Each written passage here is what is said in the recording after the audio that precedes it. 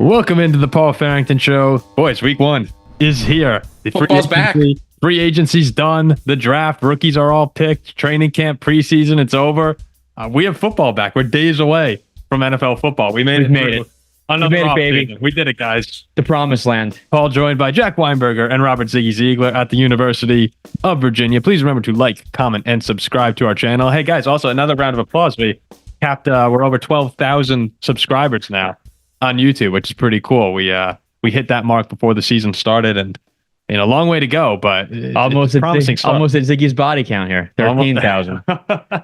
100,000, and we have the Darkness Retreat, which Ziggy and I might join Jack on if yeah, that's insane. A Darkness Retreat at 100,000 at 100K. I mean, I can't. We're on the hook for it. At this point, we've talked about it too much. And remember, with week 1 right around the corner, you can join our ESPN Pick'em League still by becoming a member of our YouTube channel. This is their last chance, right? Yeah, you can still join because we have the weekly competitions. This is the last chance to be eligible for the big merch bundle. Unless you join mid-season and are just red hot, then maybe you have a shot. But you can join throughout the year. Every month, we're going to have 1 week where the winner of that individual week will receive a free T-shirt from the show. So we'll start week 4, then week 8, 12, so on and so on. So you can go ahead and check out on our community page the password to join the Pick'em League if you are a channel member for $4.99. But I mean, you missed the biggest thing. If you win, if you're better than all of us, if you're the best of the whole pool over the whole season, you will win the big Paul Farrington Show merch bundle, which will contain some merch that we haven't even released yet. Yes, that is actually true, because I'm sure more things will come during the season. So it's kind of like getting a mystery bag, and no one can resist the mystery bag. We don't even know what that gear is. It'll be a mystery bag that you get some input into. Let's be clear. Whenever you're watching, like Let's Make a Deal or something like that, and they say, would you rather have this prize here or the mystery door? It's hard to anytime take anything but the mystery door. Yeah, it's like it's just tempting. Or it's like you could have $200 or this envelope with an unknown amount of cash. Could be $1. That's what the PFS merch bundle is right now. An unknown prize that will surely be great.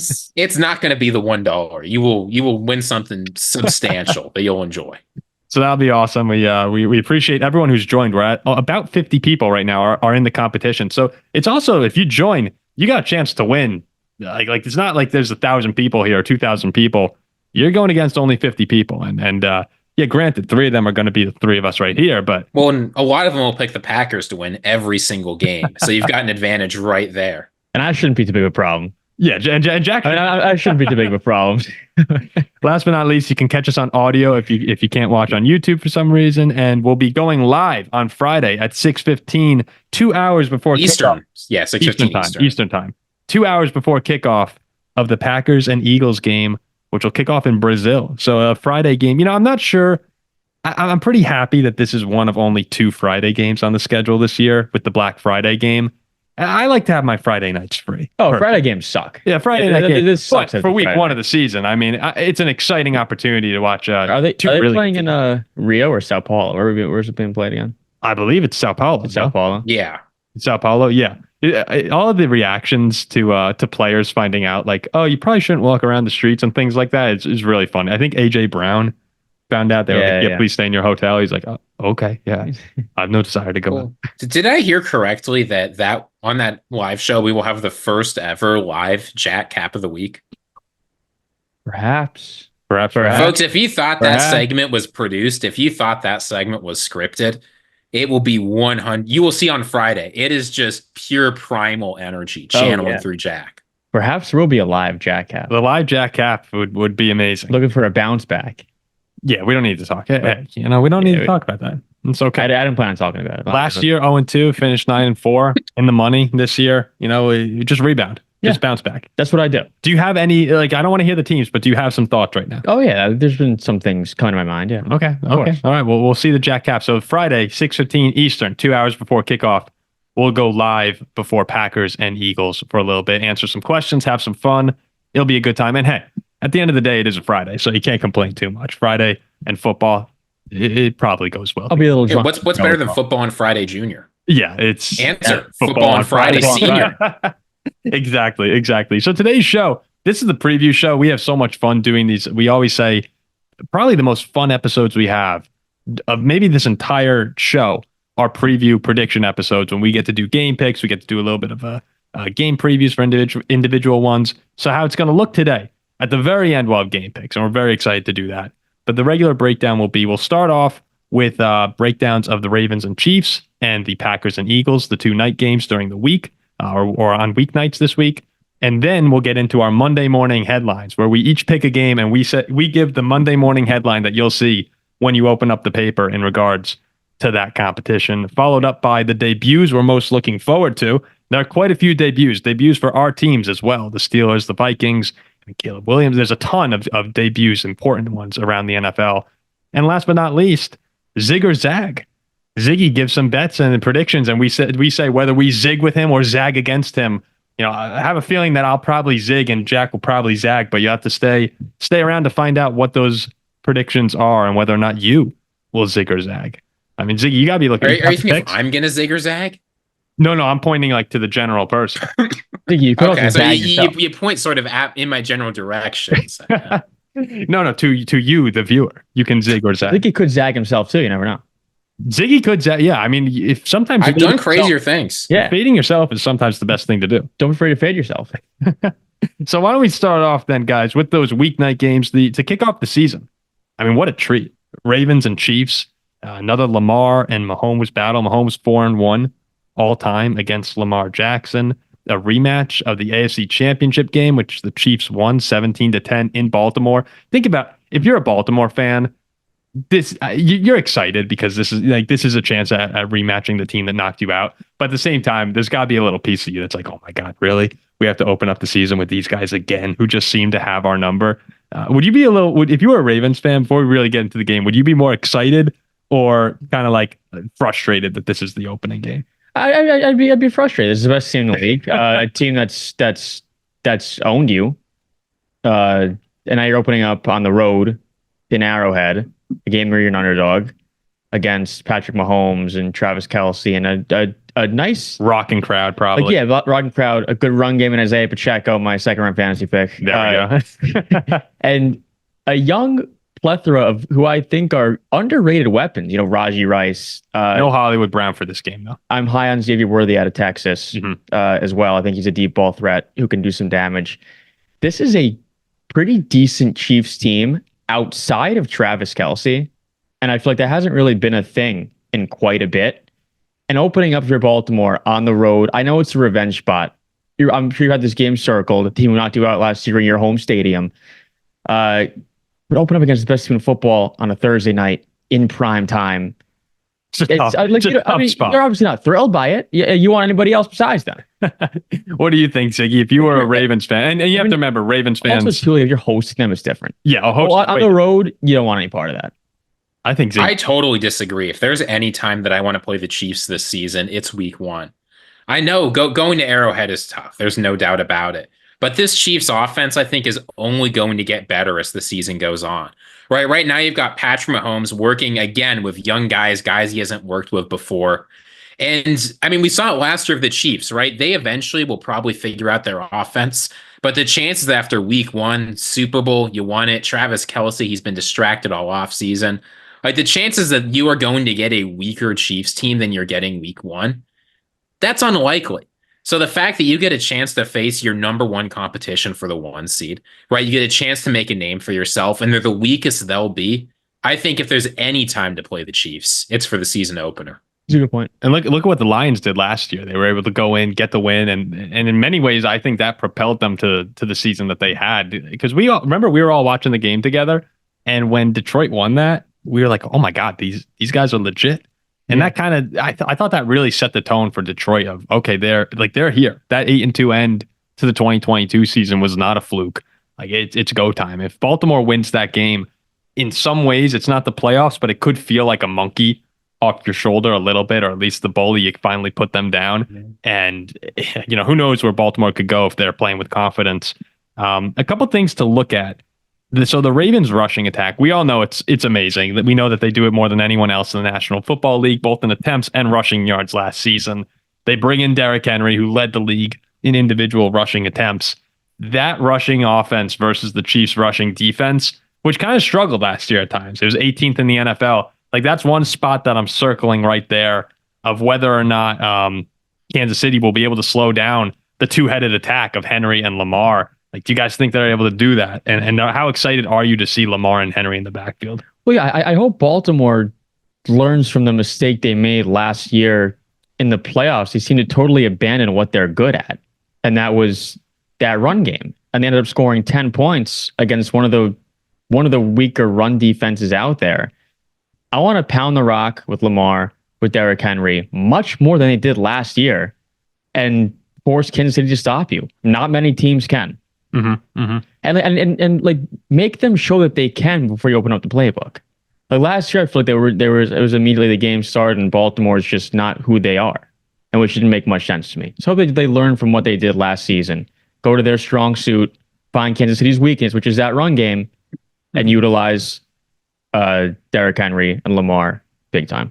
And I mean, if you're a Ravens fan, aren't you just happy to be going into a game with your number 1 and number 2 running backs healthy? It's been, I mean, you look at the disaster they had last year, right? J.K. Dobbins. Then you look at Keaton Mitchell, right? It felt like running backs just kept getting hurt for that team. Had so many, though. I mean, but you can bring in as many guys as you want, but it's nice to have the people you expect to play actually playing. And even though the offensive line, I think, took a little bit of a step back, Derrick Henry still has it in him. Every year I predict against him, and every year it doesn't matter. It feels like he's Tom Brady out there, right? Every year this guy just gets better.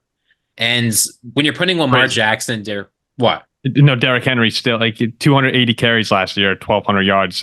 He gets ran into the ground every single season, but he comes back the next year.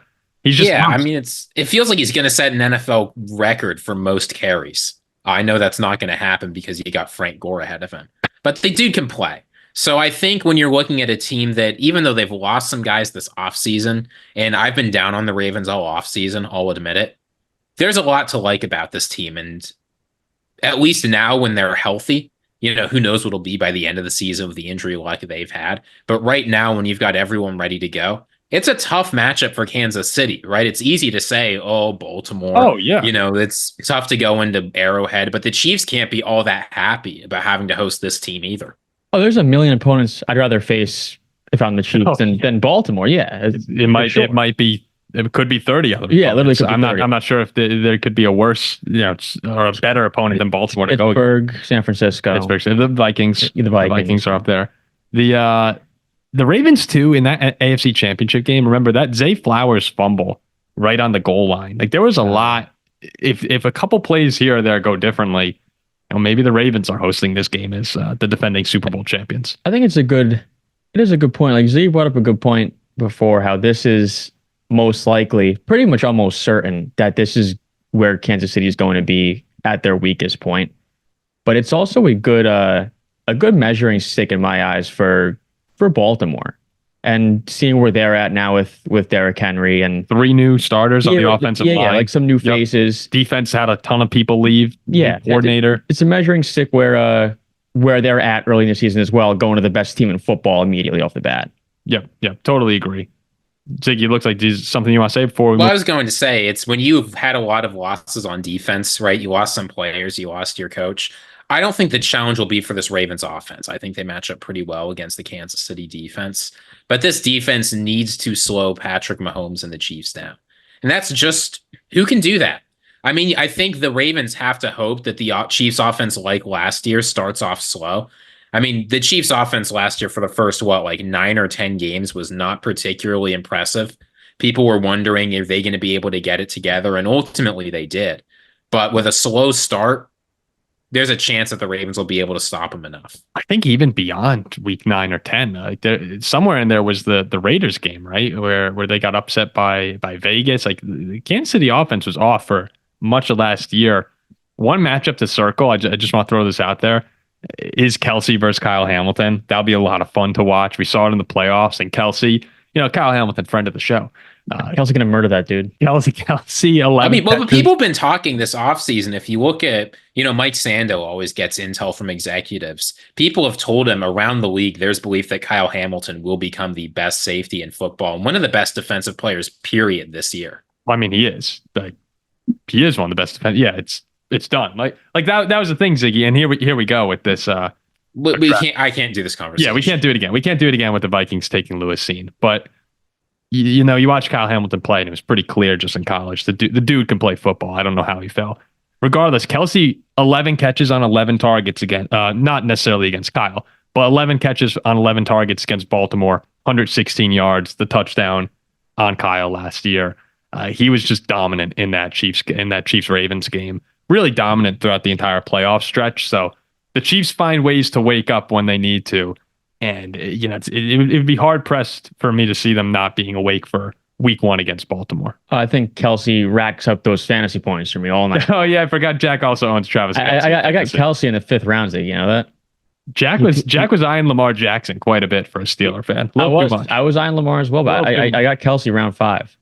All right, so the Chiefs are 3-point favorites in the opener on Thursday night. We'll get to that pick in our game predictions coming up later. Let's move on to the Friday game, the Packers and the Eagles in Brazil. I mean, in Brazil is kind of cool. You know, Friday game. It's the first time we've had that, I believe, ever. It'll be a lot of fun. And Ziggy, you mentioned before we started the show, this actually might be the most important game of week 1. When we talk about what it could have in the impact later in the season, whether or not that's for potential bye week. Like, these are teams that could be competing for the 1 seed. These are teams that could be competing for wild card spots if the Lions or the Cowboys are to win the divisions. Like, this game in week 18 will be very important in all likelihood. So it's a great one right off the bat. The Eagles are 3-point favorites. Great quarterback matchup. New running backs coming in. I'll go to you first for this one, Ziggy. What are you most looking forward to in this matchup? I mean, I think the thing you have to be looking forward to most is seeing how the Eagles offense is going to recover from last year's disaster. I mean, look, I'll say this, right? There's a mural outside this game in downtown Sao Paulo of Jordan Love and Jalen Hurts. Takes up a whole skyscraper. It's a really cool mural. If you haven't seen this, you can Google it. But that tells you what this game is, right? It's these two guys, and seeing them go at it is going to be what's important. Now, Jordan Love, I'm not too worried about him. I think he's going to play just fine in this offense. I think he's going to look as good as ever. Jalen Hurts, though, he needs the offense to get better around him, and he needs better play calling. Now, during the preseason, we saw the Eagles returning to what made them so good in 2022, right? We saw motion almost every play after being near the bottom of motion in 2023. We saw Jalen Hurts, the way he's talked about this team, he feels way more confident. He likes the new coaches they brought in. He likes the direction they're going. Obviously, A.J. Brown and Devontae Smith coming off big deals. They're going to be incentivized to perform and show their worth. Like, I think there's a lot to be excited for here on the Eagles offense, and they're going to need it. I'm not worried about the Packers at all, so the Eagles are going to have to keep up. Yeah, I'm excited to see right off the bat where Jordan Love and his receivers where they pick up. Yeah, like what this chemistry is like week 1 against what we're expecting to be another very good team in Philly. Pressure, I feel like is pretty high right now in Green Bay. As I stated on the last show, I think there's a decent amount of pressure on them. And just to see if they can pick up from where they left off and continue that, or if it's like, all right, like we got to work back up to this point. When the receivers are there, weapons are there, and I want to see how that can continue from what we saw last year, weeks 9 through 16. Do you think that there's more pressure on Jordan Love to come in and validate that second half of the season performance in week 1, or Jalen Hurts to bounce back? I'd say Jalen Hurts. It has to be Jalen Hurts. Yeah. Right? And that's the story. It's like both these teams, both these quarterbacks are coming into this game with some pressure. Both these teams have some pressure on them. I want to see who makes less mistakes, who doesn't let that get to them. Because for this Eagles team too, Jalen Hurts to start the season strong is super, super, super important from a confidence standpoint as well. And from just a belief in Jalen Hurts standpoint, like for fans and the rest of the team. Right. I mean, he's no lock. Like, everyone views him as a superstar, but if he comes out and has another bad season, and he had ups and downs last year, but there could start to be more and more questions. Yeah, 100%. So real quick before we get to what I'm looking forward to, one other thing, you guys both mentioned the offenses. So Josh Jacobs in his debut with the Packers and Saquon Barkley in his debut for the Eagles. Between the two, Personally, I'm looking forward to seeing Saquon come in here because we talk about the running backs that we really think are game changers, being Saquon, Derrick Henry, maybe not so much anymore as he's getting older, and Christian McCaffrey. So I can't wait to see Saquon, how he blends into this Eagles offense, where everyone's talking about this being the best unit he's ever been a part of after, his whole career with the Giants right now. That Philly offense has a chance, like Green Bay too, to be very special. And I can't wait to see both these guys debut for their teams. Oh yeah, it's hard not to say it's gonna be awesome. To say Saquon as well, who I'd rather see out of the two. But I'm excited to see both as well, obviously. But Saquon being the only running back who I've said kind of goes against my non-running back stance, is we've seen him just so dominant on a team that didn't block for him. Like single-handedly the only weapon on an entire offense that probably if he's not there, I don't know how many games the Giants win. So now put him on one of the better offenses in football. When clicking, it could be a very, very, very dangerous thing. I'm excited to see that. Yeah. Ziggy, thoughts? What did DeAndre Swift put up last year? Like 200 receiving yards.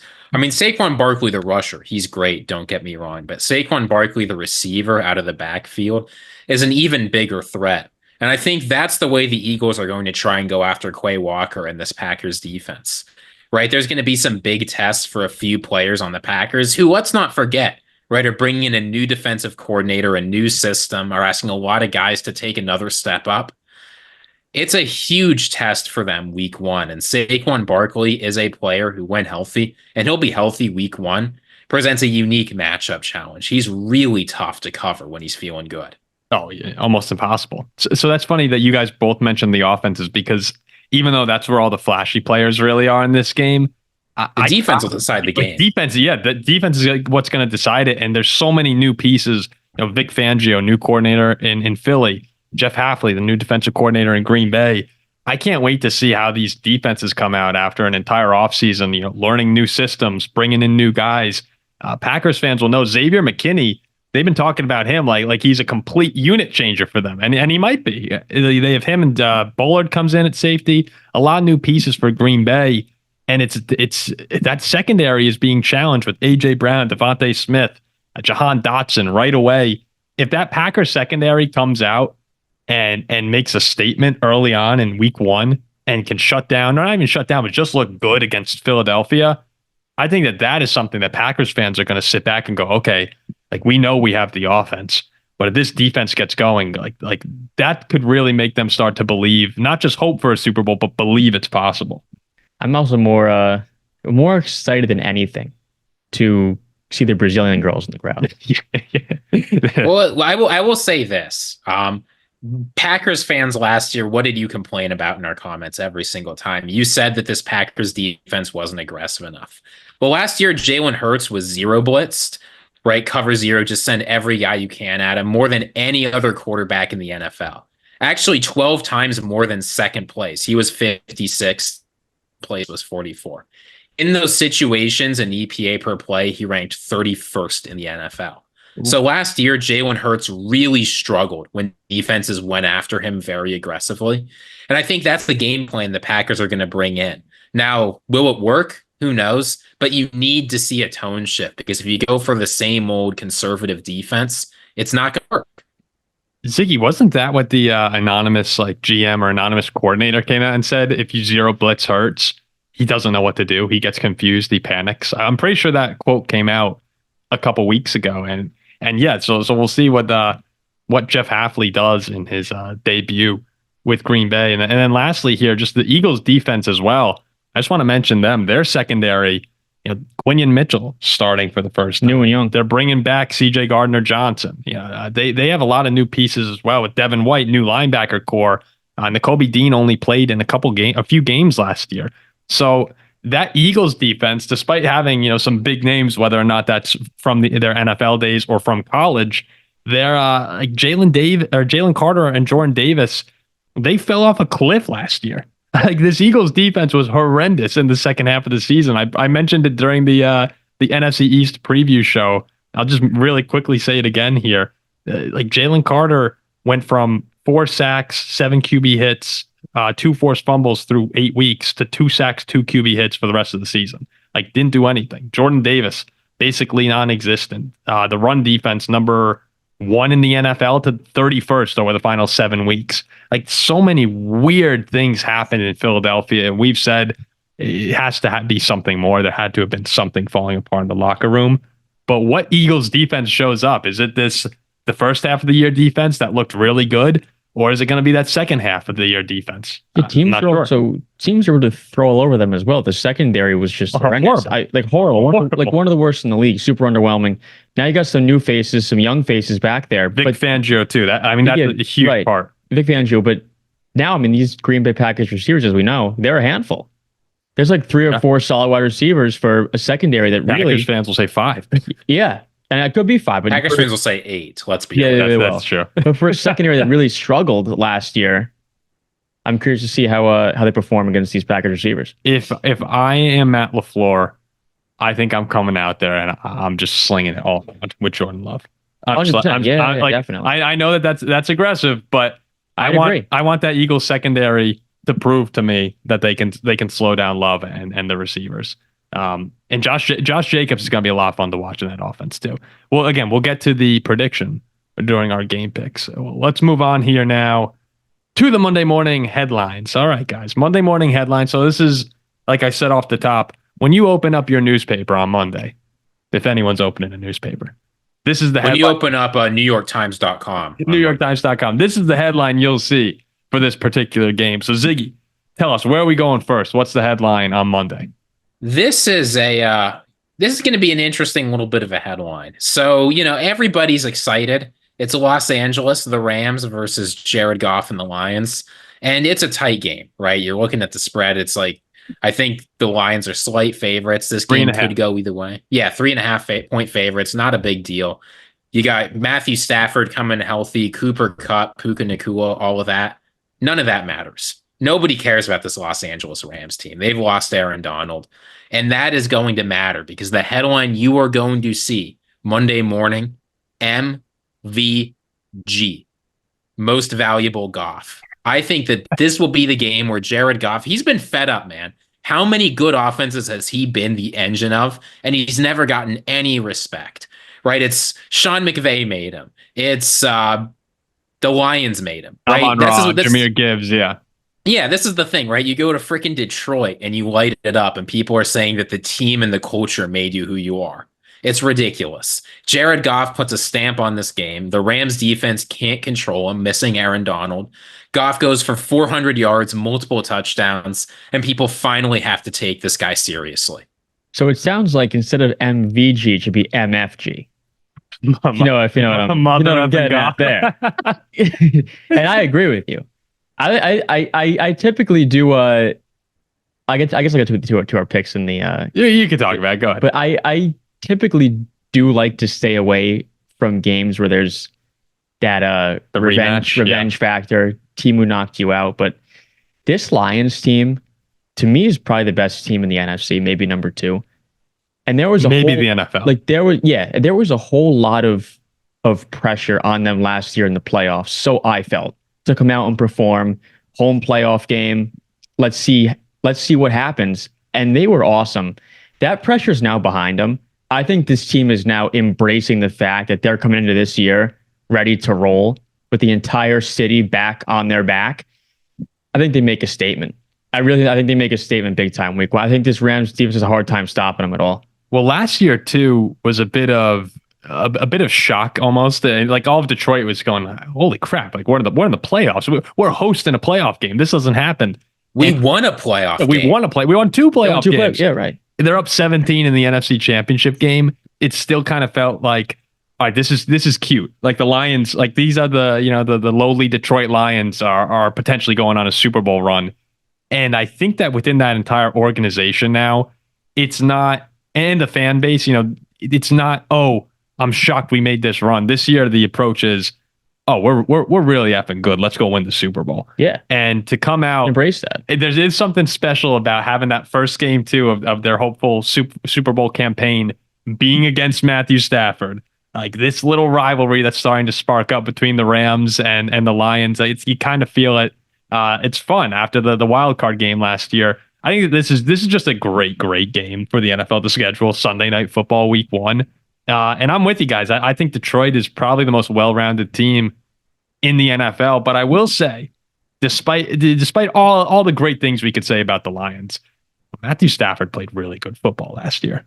And Puka Nacua was amazing. Tyron Williams emerged. Cooper Kupp is healthy. I think Cooper Kupp's going to have a really good season.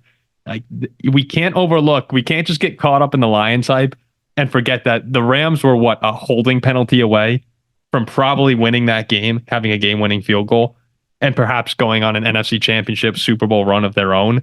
So I'm with you that I think Detroit's better, and Detroit will ride the momentum and the crowd. But this Rams team, they're very, very good as well. And they're going to need to overcome the loss of Aaron Donald on defense, and Detroit might be able to expose that in week 1. But this Rams team could have a really good season as well. Oh, they've had a sour taste in their mouth now for months and months and months. They're circling this game. Yeah. I wish this game, for their sake and from a betting standpoint, was not in Ford Field. Because I think that makes it that much tougher. But I think the NFL couldn't have done a better job with this game in the night slot. Sunday night, 8:20. Totally agree. And Matthew Stafford against, a new secondary, Terry and Arnold first start, Carlton Davis first start with Detroit. Like this is a new Lions defense that should be really good by the end of the year. Well, that's been the big question, right? All offseason is the Lions are saying they've finally figured out the secondary. But you wonder, have you really? It's not as easy as just getting some guys on your team and making it work. So I'm excited that there will be this chance. I know a lot of these guys are young. It's week 1. Weird things always happen week 1, but I can't say, I'd be lying if I said I weren't really excited to see what they're going to be able to bring out this week. Oh, it's and great. Just see, can they actually, the Rams are a huge challenge. And what can they do? If the Rams win this game as well, that completely changes the narrative on them. Like people are wondering if last year was maybe the farewell for Stafford to some degree, and they're going to regress this season. If they come out and beat Detroit in Detroit week 1, that's a Super Bowl team in LA. If the Rams cannot win this game, we'll be here on the reaction show along with most other people who watch the sport saying this team can go to the NFC Championship Game. 100%. And that's crazy that even if they lose by 1 point, we still should be sitting here saying this Rams team is amazing. They of course felt like they had it last year. They might have had that game. This is going to be a great one. I'm excited for this one for sure. Yeah, I'm excited for this most of all because this feels like two teams that in the offseason discussion have mostly just been forgotten. Everybody's talking about Dak Prescott and the Cowboys. Everybody's talking about Jalen Hurts. Not everybody, but a lot of people, including us, are talking a whole lot about Jordan Love. Everyone wants to see what the 49ers are doing, right? And you list all of these teams in the NFC, Kirk Cousins and the Falcons. You don't really hear anything about the Lions that went to the championship game. You don't hear a whole lot about Matthew Stafford, who can play at an MVP level in a great offense. These are two teams that, as weird as it is to say, given it feels weird to say this about the Lions, but I think it's true. They're sneaky contenders. What do you mean? Wait. The Lions are sneaky contenders for They're sneaky insofar as who's talking about this Lions team as a real contender. I know what the markets say, right? But I disagree. I think a lot of people are talking about them as contenders. Go to ESPN and look at First Take. How many segments are they running about the Lions versus how many segments are they running about the Eagles and Cowboys? Yeah, there's not a lot of people who talk about it, but everyone agrees Detroit is a top 3 team in the NFC. I bet you. I'm not sure that's true, but they'll have a chance to prove it. I bet you Fox Sports Detroit suck a lot about them, though. yeah, probably. All right, Jack, how about you? The game that Jack's bet today, I think is a great pick. Yeah, well, Pittsburgh, Atlanta. I mean, it's well, I mean, that is a fun game. No, it is.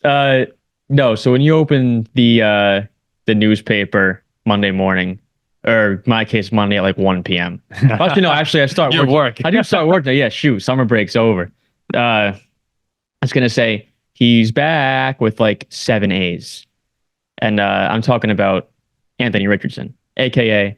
Superman. That is not where I thought that was going. By the way, he'd also win the NBA dunk contest, if anybody is curious on my thoughts about that. But this game, to me, is the best of the week. Houston at Indy, a rematch from last year's Week 18 game, where Houston beat him on the road to clinch the the playoffs. Indy got left out. Now it's AR versus Stroud. 2 AFC North title hopefuls. Week 2, I believe, last year, when Anthony Richardson was healthy, they went into Houston, put up 31 points, and won the game. Houston's a team everybody now looks at as a team who can win the Super Bowl. And now this is kind of the same thing with the Rams in my eyes. Like you were just saying, Paul, if Indianapolis comes out, AR looks like a stud, which before he got hurt, he did for the most part, and beats Houston, we're right back here on our recap show talking about how Indy can win the AFC. Oh, yeah, because at least when it comes to the AFC South, people... I said North hopeful. I meant South. Yeah, I know. The AFC South title hopeful. When it comes to the South, though, most people are talking about Houston. And for good reason. Or even Jacksonville. I was going to say, after Houston, it's Jacksonville. And then people are acknowledging, you'll see a lot of people talk about the Colts as a fun sleeper pick. But I don't think anyone's really taking them that seriously. And I tend to agree with them at the moment. They're a fun team. I know Ziggy loves his Colts. And Ziggy's picking the whole division. For crying out loud, Ziggy's picking the Titans over the Colts. So if they are able to win this game, and it is in Indianapolis too, like that's another factor. You know, it's a home game for the Colts in this one. If they win this, then 2 things could happen. People are going to say Anthony Richardson is about to be a force to be reckoned with this season, and they're also going to say, maybe we need to pull back a little on the Texans. Not a lot. It doesn't have to be crazy. You don't have to overreact completely, but maybe that vaulting them up to the Ravens Chiefs level, take a little bit of a step back. I think it's a super fun matchup, though, Jack. I think that's a great game to pick. I mean, could you imagine? I think back at the end of the 2022 season, these 2 teams won a combined 7 games. And now just one season later, week 1, we're credibly saying, right? We're not just making this up. This is one of the most exciting games on. I mean, Paul, you and I were saying this is one of the best slates the NFL has put out in years. Mm-hmm. Yeah.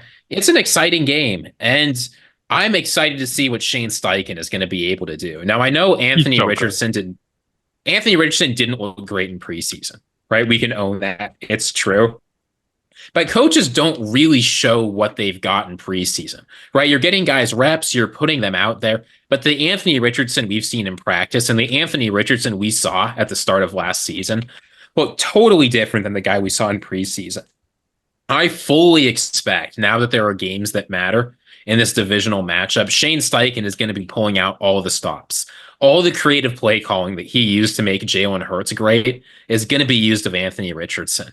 And even if Anthony Richardson's not the best passer, which he's not, and I'm frozen. But even if he's not the best passer, and he's not, he's good enough. And he's such a freak athlete. I mean, you saw it last year. He was probably the best running quarterback in the NFL when he played last year. He had 4 rushing touchdowns in 4 games. Yeah, the guy can play.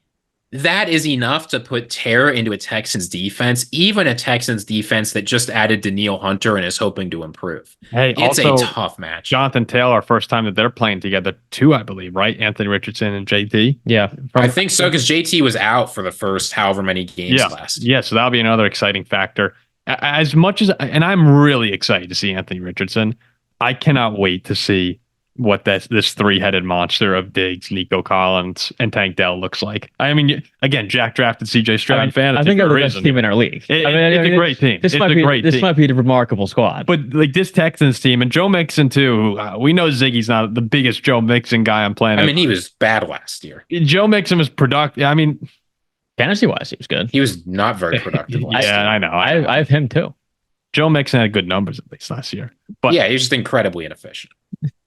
But in this Texans offense, there's a chance that they're just, scoring an unbelievable amount of points per week here.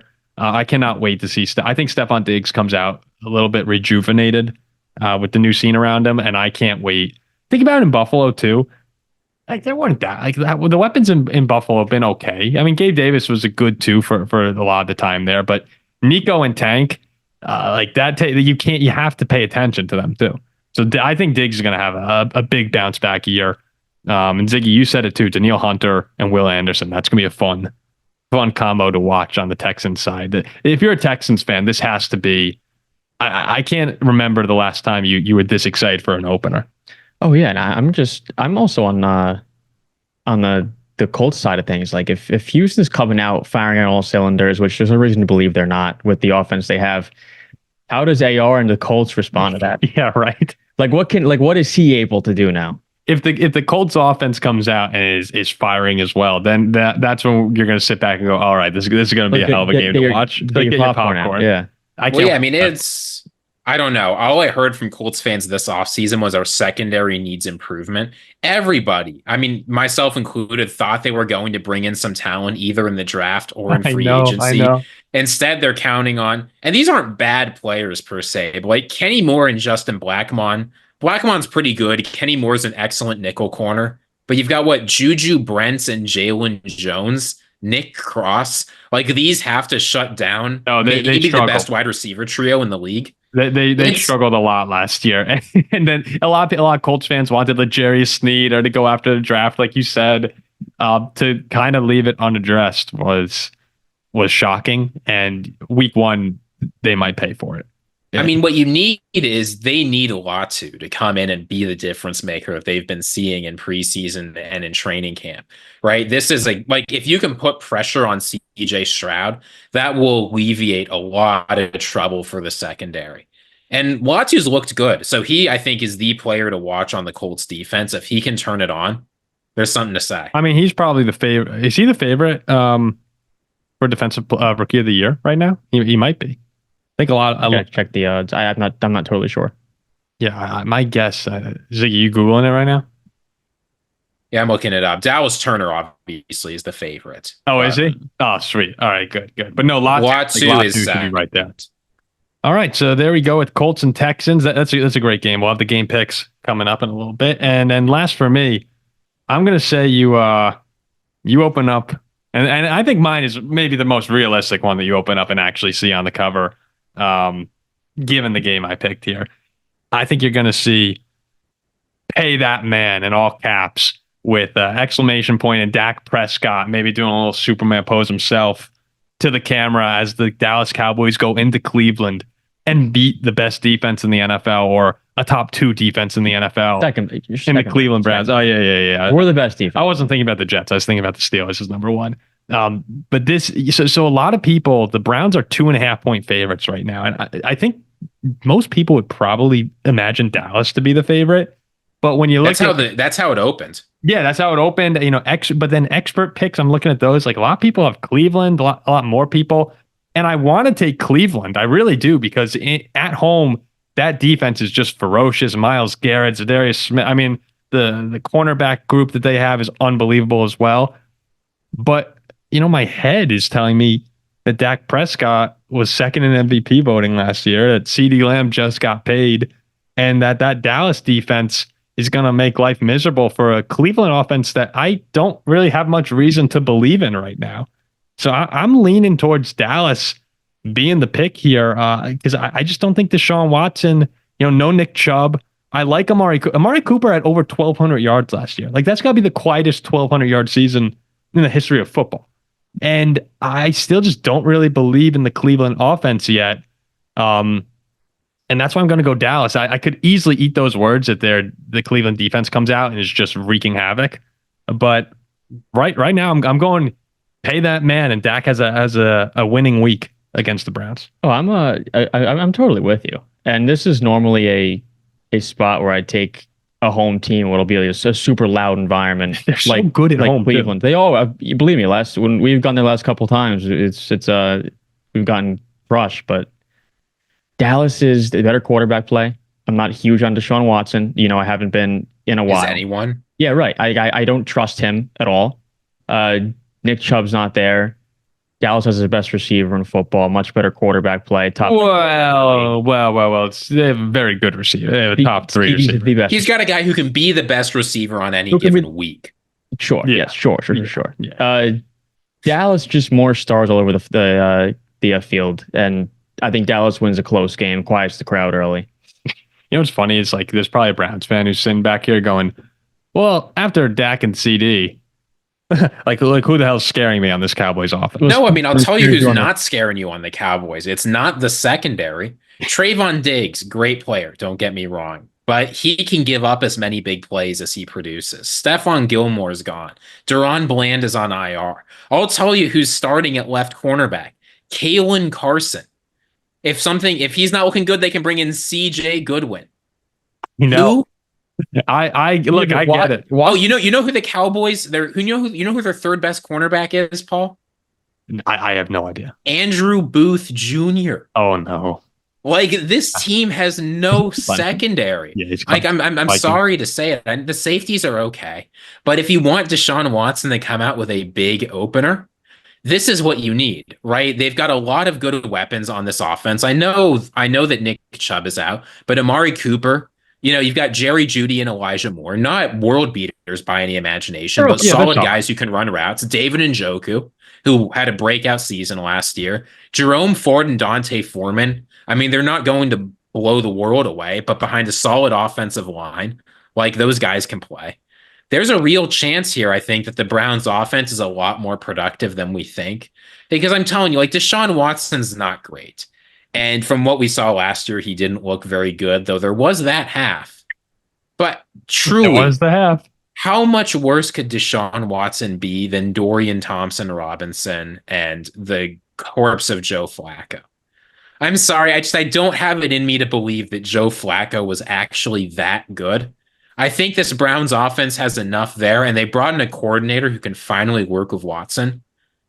I can see why the lines moved to the Browns being favorites. Oh no, Vegas is waking up. It's very easily to see how Cleveland can win this game. I mean, Cleveland can win this game big. I mean, I think, sorry to interrupt, but I think if Cleveland is somewhat decent on the offensive side with obviously led by Watson, if he can play like 70% of what we've seen, they could blow them out. It could, but I do trust Dak. I think that Dak, people might say stuff about him because he's the Cowboys quarterback. At least in this room here, we all know that Dak Prescott's one of the best quarterbacks in the National Football League. He's better than Deshaun Watson. There's no question about that. He's much better. And that to me, when I had the opportunity to have the much better quarterback, Cleveland's one of the few teams in the league, maybe the only one, that their defense is so good that they can overcome gigantic quarterback margins and win games, and not just win, but like sometimes crush teams. Again, I understand if people want to go with the Browns here, but I'm going with the better quarterback. I'm going with the best, one of the best receivers. See, you almost got me there. One of the best receivers in football in CeeDee Lamb. One spot though, watch out for left tackle Tyler Guyton, his first start ever, and he has to go up against the best defensive player in football.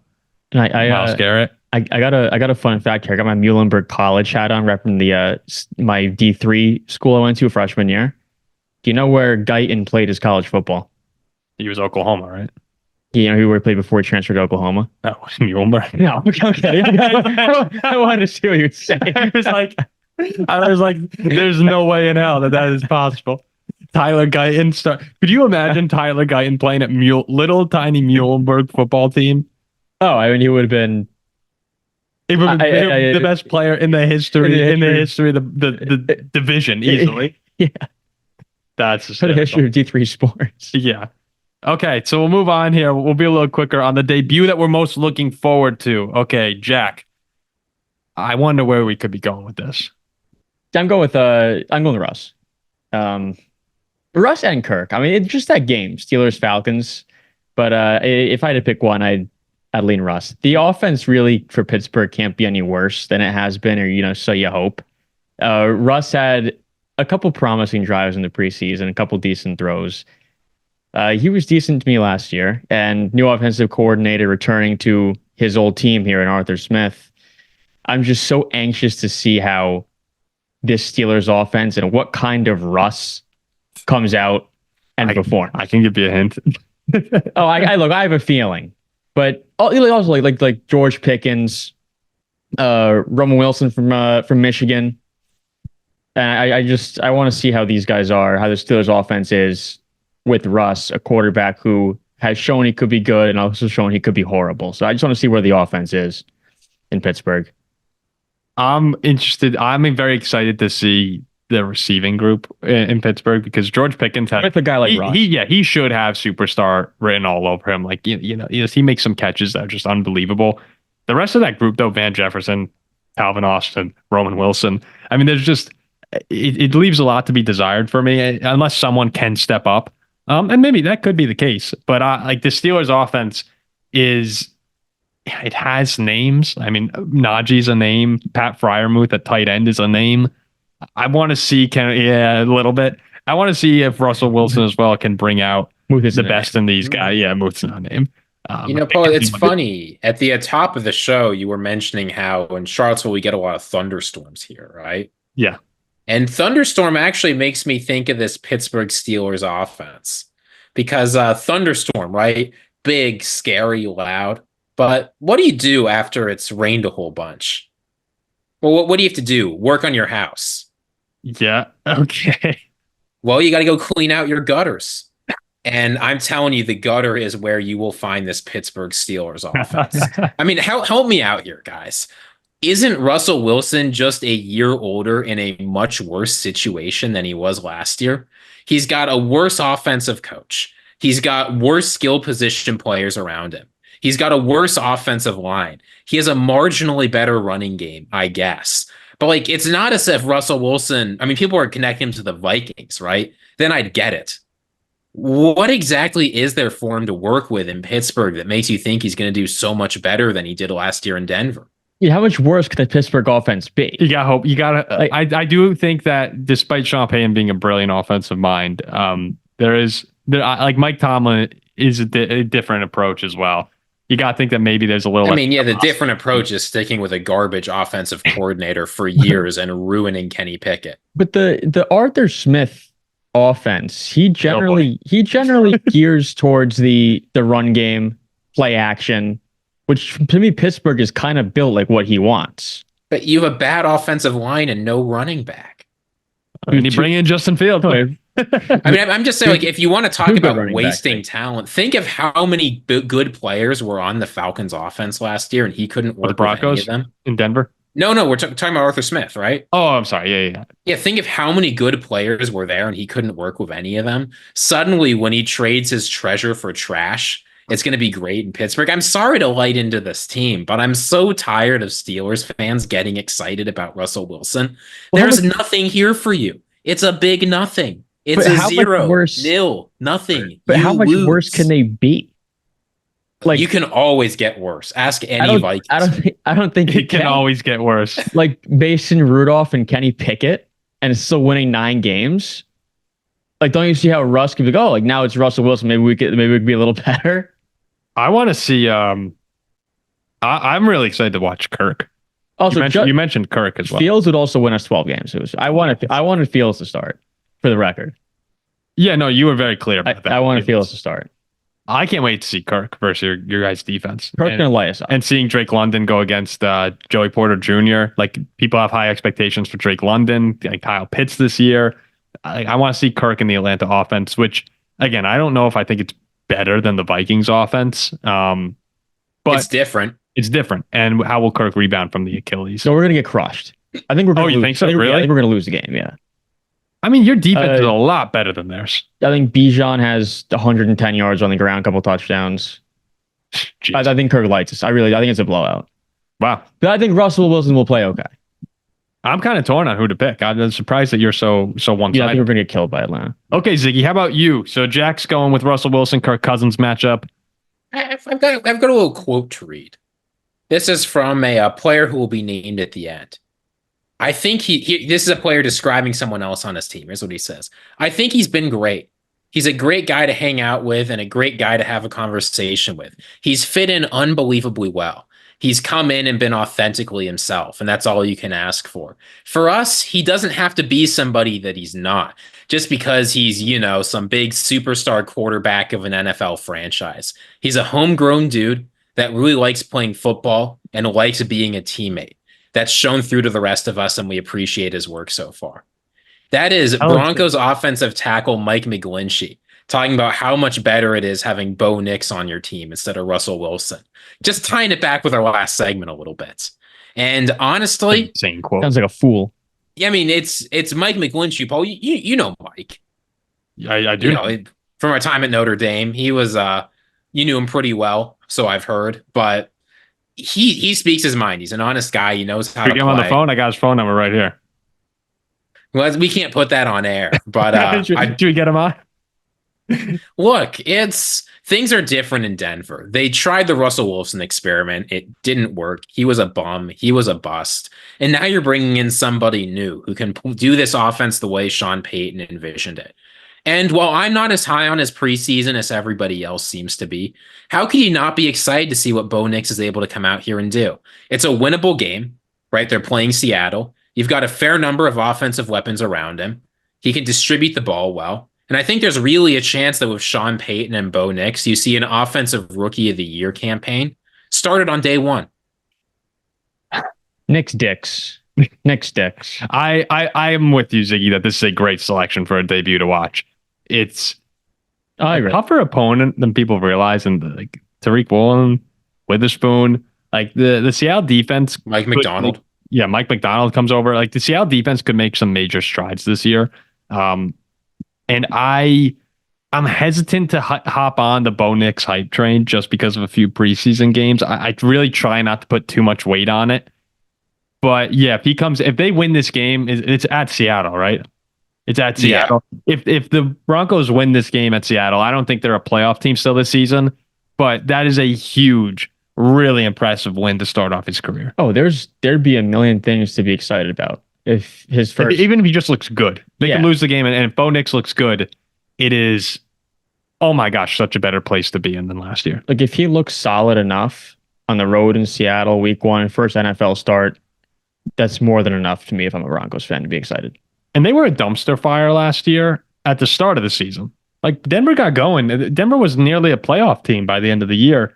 The situation, it's not as good as it would have been for J.J. McCarthy or Caleb Williams, but the Broncos, I think people have been a little bit unfair to them. The defense is not very good, and they need to get better. But that team really did take some steps last season, and I don't think it's like hell on earth in Denver. They're better than the Chargers. I said that last week. Well, yeah, I mean, a few of you guys. I think both of you guys had them. Well, Ziggy had them above the Raiders, I think it was. Yeah, good pick, Ziggy. I mean, the start of the season is so important for this Broncos team because all 8 of their first games are winnable, right? They've got the Seahawks, Steelers, Buccaneers, Jets, Raiders, Chargers, Saints, Panthers. And then you immediately go to playing the Ravens. You play the Chiefs twice. You play the Browns. Like there are a lot of tough games for this Broncos team in the second half of the stretch. So it's really important that Bo Nix show up and be competent early. Because if you're able to win 5, 6, 7 of those games, you will be highly competitive for an AFC playoff spot. And even though it's a rookie quarterback and maybe it's time for some patience, this team is right there, right? They want to win. Sean Payton in New Orleans never won fewer than 7 games. They want to win now. I'm not saying that should be the expectation. Right. They're not right, but they're getting there. This is how people are feeling, right? So they need the young players to show up early. They need Estime and McLaughlin to play really well early. What? People are idiots. The Broncos are almost getting there. Look, they cut Tim Patrick because they're so excited about this receiving core. I'm telling you, I see something with this team. I'm not going to be the first to doubt, but I might be the second. Bo also returns to Pacific Northwest, as he belongs in the Pacific Northwest. He balls out there. I mean, did you hear what Tim Patrick said about Bo Nix? What'd he say? He's got a beautiful ball. I'm telling you, I think that Bo Nix and the way he can throw the ball is going to be exciting. It's beautiful. Beautiful balls from Bo Nix. Would you put him in your mouth? Yeah, there we go. All right, Jack, that's inappropriate, Jack. Before Ziegler, Zach, let me close here. I'm looking forward to the 2 NFC North quarterbacks. Okay. Yeah. What debut are you looking forward to? At least they're playing the same game, right? You're looking forward to Caleb. So is the rest of the world. I'll move on, Ziegler, Zach. Caleb, I want to see Caleb against the Titans. And by the way, the Titans defense, Ziggy's AFC South champion, by the way. Chidobe Awuzie and L'Jarius Sneed coming in. Titans have so many good players that joined the team this offseason. Way better. Ernest Jones, too. Don't forget. Oh, no, this is going to be a very good this could be a good Titans team if Will Levis pans out. I'm not really expecting him to light the world on fire. But the Bears, week 1, hosting Tennessee, it's a great spot for Caleb to come in. It's a really good opportunity to get a win in your first career start. Whoever wins this game, Tennessee or Chicago, it's a solid win to open the season. Neither of these teams are cakewalks. The Viking side of things, it's really funny. I was talking with my dad about this. Giants fans and Vikings fans are both taking the approach of, if we lose this game next week, the season's over. Like, if the Vikings lose, there's just no way we can lose to Daniel Jones. What are we going to do this season if we lose to the Giants, who might be the worst team in football? And the Giants are going, there's no way we lose to Sam Darnold at home, right? Like, that can't happen. So I want to see how Sam comes out with all the weapons, all the offensive potential that the Vikings have in the skill position players. Kevin O'Connell, can we see the best version of Sam Darnold? A lot of times you hear these stories of, well, we get to see the ceiling, and then someone comes out and it's like, nope, this is exactly what they are. How the hell did we even believe the hype? That will probably be the case. But there is the optimist in me, a tiny person in me, tiny optimist, trying to bring him out more this season, that is hoping Sam can be the man. I mean, they should beat the Giants. I really should beat the Giants. I mean, this is a huge revenge game angle. Let's not forget. Yeah. When the last time the Vikings played the Giants, Paul? I was there. Saquon Barkley was on that team. I'm saying revenge game. All right, let's get over to Ziegler Zag before game. Oh, hold on. We're just cutting the segment there. Wait, is there something more? I'll tell you this. I read a great article this morning from a Purple Insider, Kevin Collar, doing an excellent job, about, will this be Sam Darnold's year? Email. Please respond to my email. Yeah, no, this is not a paid promotion. I do like his stuff. He's one of the great Vikings beat reporters. But he ran an article this morning about Sam Darnold. And Paul, you can go back and watch any previous episode. You can see I have been incredibly bearish on Sam Darnold and the Vikings.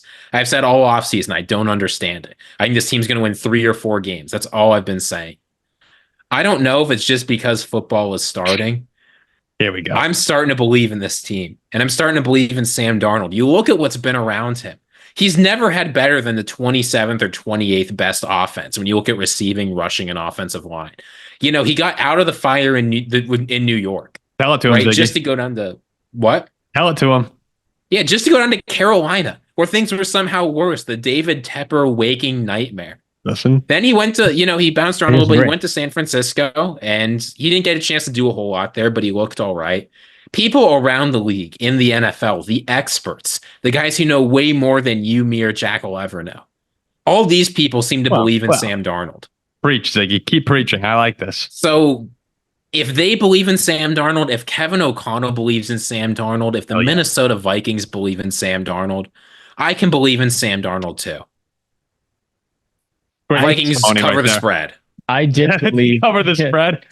I did believe I had the Vikings going 5-0 to start the year with Sam, but I think I've taken a step back.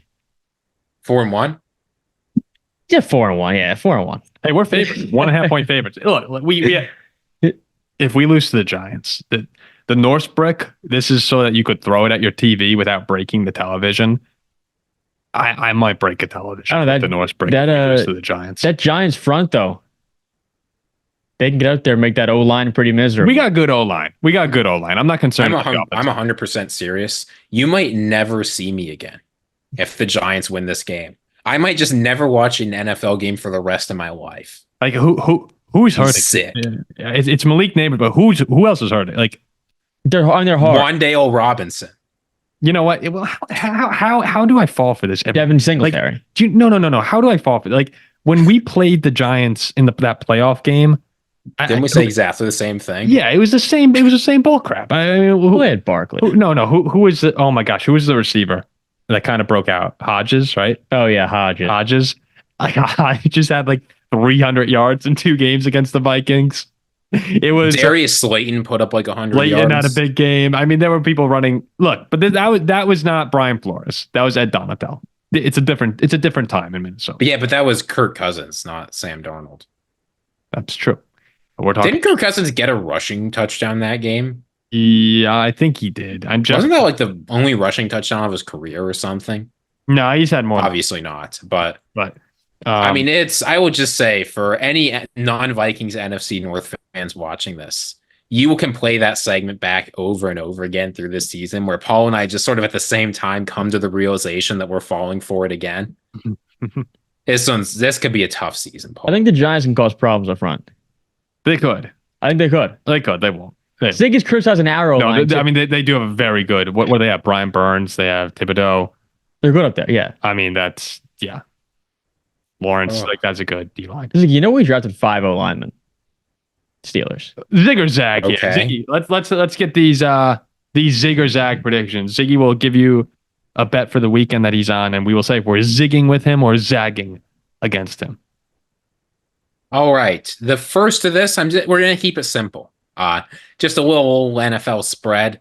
49ers -3.5 hosting the Jets. Now, I'll give you a little explanation. Won't take too long. Here's the fact. The San Francisco 49ers were at least the second best team in football last year. The New York Jets, they're exciting. They've got big, bad Aaron Rodgers. They've got an offensive line that's allegedly better. Nobody's gotten hurt yet. But the defense isn't particularly good. I mean, obviously, there's a lot of exciting players on there, but we all know how defense performance can fall back. I'm sorry, the 49ers defense is at least as good. I'm sorry, what? Compared to the 49ers, it's a decent defense. It's but I'm taking the 49ers the Jets defense. Is good. The Jets defense is going to take a big step back this year. You just got to watch. Okay. Look, defense performance fluctuates. They can't get Hassan Reddick to play. Give me the 49ers. 3.5. I mean, I'm totally zigging. I think this is a Niners blowout. I mean, off a Super Bowl loss, they just got their boy Ayuk back. I think this offense clicks on all cylinders. I think they get to Aaron Rodgers. I believe he probably gets hurt again. I really want to take the Jets. I really do. I'm zigging. This is a big zig. I kind of. They're going to get blown out, the Jets. No, I'm going to zig. Yeah, I'm going to zig. I want to zag. I badly want to zag. I'm rooting for the Jets. I'm going to zig. Why? I guess, I don't want the 49ers. I don't like the 49ers. You can't count on a 60-year-old Aaron Rodgers to win you football. In San Fran, I think the Jets are going to have a really good year. I'm high on the Jets. They're my AFC East champion. You're a fool. But I can't zag. I might. No, I'm zigging. Go ahead. What's next? Okay, second one. This hurts a little bit. And I know a lot of Packers fans aren't going to be super excited to hear this, I think. That's great. Aaron Jones, rushing yards, 54.5, under. Now, I don't think that's because the Vikings are going to absolutely suck. But here's what's that face for? Here's the fact. Aaron Jones. Packers fans would love to hear that. Packers fans love Aaron Jones. I don't know if they love Aaron Jones more than you can let us know in the comments if you love Aaron Jones or not. I thought Packers fans still loved Aaron Jones. Maybe they just hate him now. But here's the thing. The Vikings are not going to come out and give Aaron Jones 20 carries week 1. Right? This is a guy who we're going to sit back, be patient with, limit the touches. And it was somebody perfectly good behind him backing up and Ty Chandler. I think that if you're signing Aaron Jones, it's because you want to be a steady contributor all season. And blowing his fuse against the against the New York Giants is not going to be the opportunity because you need to save all those touches for the Packers revenge game. So Aaron Jones, consensus line is 54.5 yards rushing. Give me the under. I'm going to zag, Ziggy. Come on, you know this better than anybody else. Life's too short to bet the under, you fool. I have my own sweatshirt that says it. That this Vikings offense could be pretty dangerous. Am I wrong? You know, you have Justin Jefferson, Jordan Addison. Why are you looking at me? I'm not the one to tell you. That's a lot of focus that takes up a defense's attention. That's a lot of guys Kevin O'Connell's going to throw 40 times a game to. Well, I believe Aaron Jones can bust a couple runs here as when no one's paying attention to him. I'm going to go over 54.5. Ziggy, I respect that the reason you said under is not because of a lack of talent from the Vikings. It's because of, the shrewdness of our head coach to preserve our valuable asset at running back and the plethora of weapons we have to spread the ball around to. So you're not taking the approach of the Vikings being bad. It's actually we're so smart and we're so talented that it's just impossible for Aaron Jones to eclipse 54.5 yards. I am going, and I actually, it's not a bad argument, but kindly, I'm going to kindly, as they said, as Owen Wilson said in Wedding Crashers, going to ask you to leave, just leave the podcast. I'm completely zagging. on Aaron Jones, 54. He'll bust a couple big runs. He can bust a couple big runs. Look, the truth is, Ziggy's probably right. But I'm going to zag because I'm a Vikings fan. I'm not going under. All right. Why'd you whisper? I don't want that to be too public. You should probably. All right. One more. Yes. This one is going to take us down to beautiful, sunny Miami, Florida, where the Miami Dolphins are hosting the Jacksonville Jaguars. Don't you wish you were there right now? Anybody in the north? I know it's hot where you are probably, but you could be hot and on the beach instead of hot and in the suburbs. It's getting cool fast up here. I'll tell you. You take a look at the Jaguars secondary. What do you see? You see Packers washout Darnell Savage, and you see Ronald Darby. Maybe you see Andre Sisco. Maybe you see Tyson Campbell. You know what I see? Prey. I see a gazelle. And what happens when there's a gazelle? Who runs after the gazelle and gets him, Paul? A cheetah. The lion. Tyreek Hill, anytime touchdown, -130, lock of the century. Tua is fed up. He got a giant contract. He's like Jared Goff. No one respects him. In this case, maybe it's a little bit more justified. But if there's anything you can count on the Miami Dolphins doing, it's putting up 1,000 points on a bad defense. Give me that number one more time. Give me Tyreek Hill, anytime TD -130. Oh, yeah. In week one. Remember Tyreek last year? Week one? I'm signing up for that. Yeah. Last week against the Chargers, week one of the season. What Tyreek? Tyreek had. I'm zigging that all day. Oh, my gosh. The Dolphins offense looked unstoppable in that game. Yeah, I'm zigging with you. They're also back home off a brutal playoff loss too. Tough end of the season. I think they come out firing here. Yeah, I love that. I'm going to zig that. That's your to me. That's your best one. That's another really good opening game of the season for two teams that are in. I think there's a little more faith in the Dolphins to be a playoff team this year than Jacksonville. They're both trying to take a step up to another level. Yeah, 100%. And they were both in similar spots last year with big leads, division leads, potential for the 1 seed. And all of a sudden, Jacksonville finds themselves out.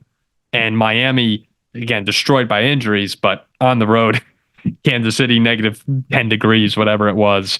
And just a horrendous situation for them given the season they had. Tyreek. They both have quarterbacks who have been disappointing. Yeah. Are trying to turn it around. To a degree, yeah. 11 catches, 215 yards, 2 touchdowns for Tyreek last year in week one. Tyreek had, oh my gosh, 1, 2, 3, 4, 5, 6, 7, 8, 9, 10, 11, 12 games last year. Tyreek had a touchdown. Ziggy, is there a better chance that I win a swim race against a dolphin or a running race against a jaguar? Well, dolphins are easily distracted, so I'm taking you swimming against the dolphin. Just swim, yeah. Oh, nice. You know how to swim, right? Yes. Yeah, that's all we need. The jaguar, there's no chance, right? That's just a blowout.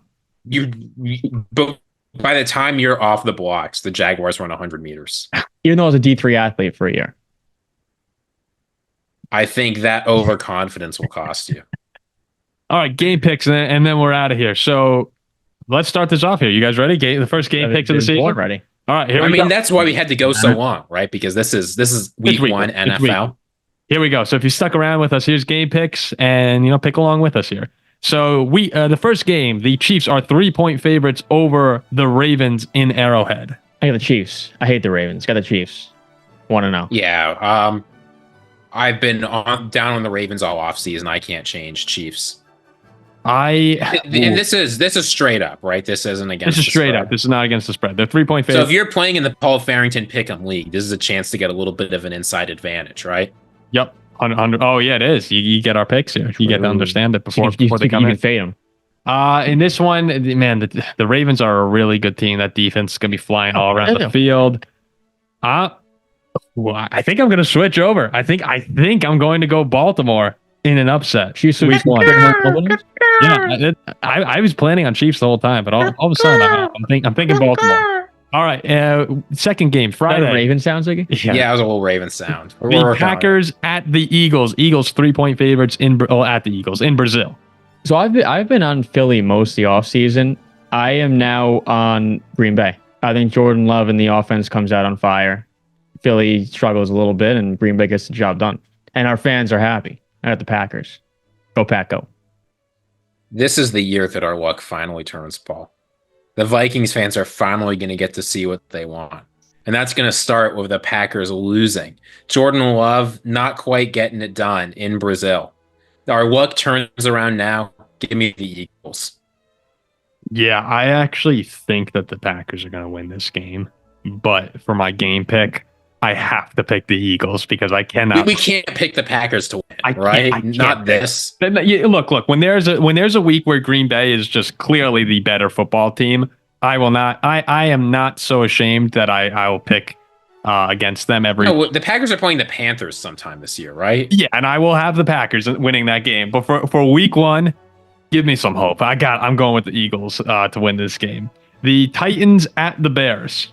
Titans. Oh yeah, tighten up, winning the division. I see. Even though they're an NFC North rival, I'm going Chicago at home in this one here. All right, I feel like usually we're more together than this right now. The Steelers at the Falcons. Atlanta a 3-point favorite. Atlanta -3 is my bet of the week, but for game pick's sake, I'll take the Steelers. Falcons alt spread -12.5.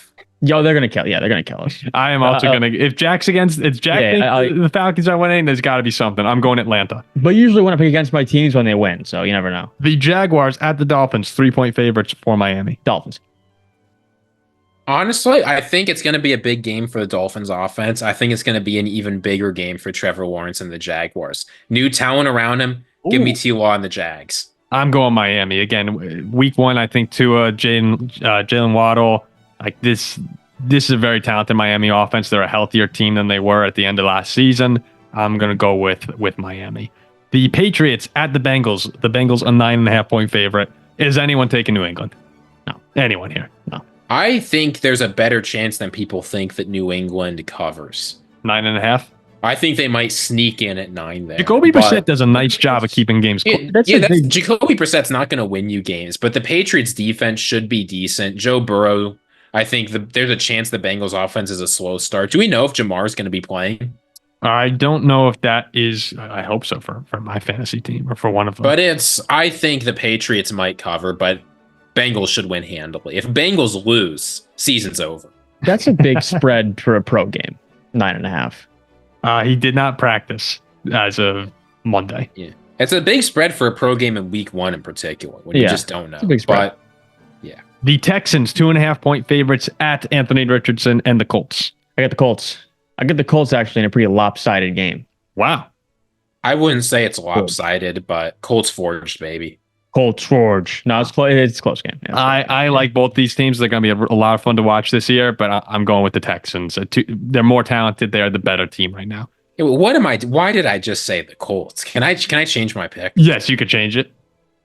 Please give me the Texans. Oh, I'll buy the hype. I can't do it. You're lone wolfing. The Vikings 1.5-point favorites at the Giants. I love the Vikings. I love the Vikings. It's a good Vikings. This is easy. Yeah, Skull. We will not be using the Norse brick this weekend. The Vikings win. A clean sweep there. Carolina, a 4.5-point underdog to the New Orleans Saints. Saints win and cover. I won't pick the Panthers or Bears all year. I think this Panthers team is going to surprise people by being mediocre. And I think this Saints team is going to surprise people by being really bad. I think with the Panthers exceeding expectations and the Saints falling short, give me the Panthers. Yeah, I also think the Panthers will be definitely a step above what they were last season. In New Orleans, though, week one, I'm going to go with the Saints. The Cardinals at the Bills, 5.5-point favorites for Josh Allen and Buffalo. I think Buffalo comes out energized in this game, pretty rejuvenated. Oh, no digs, no problem. They get the job done. Ziggy's Cardinals. Let's see. Ziggy's Cards. I love this Cardinals team. I think it's going to be a good year. It's so hard to beat Josh Allen. Like, I'm sorry. Yeah, that's too much for them this year. It's extremely difficult to win in Buffalo. Give me the Bills. I am with you on Buffalo. The debut of Jim Harbaugh, 3-point favorites against Gardner Minshew and the Raiders in Los Angeles. I mean, what's the fan total there? Like 5? 5.5 is the fan total? And there'll be a lot of Raiders fans. The Raiders don't exist either. They're just Raiders fans will show. No, Raiders fans own California. They're just all tourists. I guess all the Oakland Raiders fans will show up. Yeah, true. So who you got? Yeah, I'm going to take the Raiders. I think this Chargers team's terrible. I think they're really bad. I'm going to take the Raiders. The Raiders aren't that bad. No, they're not that bad. I think the Chargers are worse. Oh, yeah, okay, I'm sorry. So you got the Raiders. All right. Yeah. You know something's gone wrong when you're picking the underdogs basically every game. That means you're not thinking about things very carefully. Brock Bowers is basically Derrick Henry with a bigger vertical. That's basically who they've got at tight end. Am I wrong? Am I wrong? That is a very interesting comparison. You're right. He's Derrick Henry, but bigger, faster, stronger. So I think it's an easy choice then. Give me the Raiders. Give me Gardner Minshew, who's always good the first game he plays. This one, Jim Harbaugh's debut. I like the Raiders this season. I'm going to go with the Chargers, though, to win this game in Harbaugh's debut.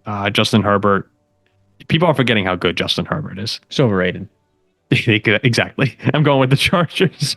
All right, the Broncos. I'm serious, by the way. When I say this, how tall Brock Bowers is? 6'3". Derrick Henry, 6'3". Weight, 243 pounds versus 244 pounds. Brock Bowers, 4'5'3", 40-yard dash. Derrick Henry, 4'5'4". They're basically the same athlete. And they look basically the same, too. I love that comparison. The Brock Bowers, Derrick Henry. I'm just going to say, the Raiders are going to set an NFL record this year for biggest percentage of plays in 12 personnel, period. The Broncos at the Seahawks. Seattle, a 5.5-point favorite in Bo Nix's first start. I'm gonna go Bo Nix. Returns to the Pacific Northwest where he plays his best football. I got Denver. Denver covers, Seahawks win. Seahawks win, Seahawks cover. Dallas, a 2.5-point underdog at the Browns. We talked about this earlier. I got Dallas. I got Dallas in a close one. On the road. I'm taking a trip to Brown Town.